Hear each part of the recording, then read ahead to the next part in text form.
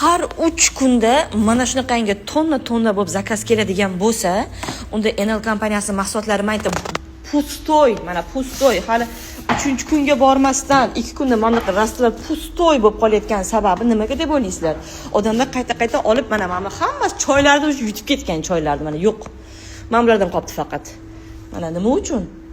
Chunki sababi odamlar natija ko'rayotganligi uchun. Bir dona ichsam, 2 dona ichsam, mast qizlar kurs qilib mazza qilib ichyapti.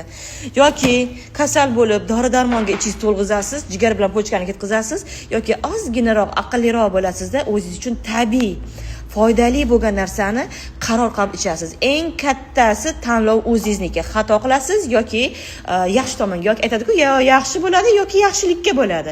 Demak, mana bunaqa magniylarni ko'ryapsizlarmi? Mana magniy. 1 korobka magniy.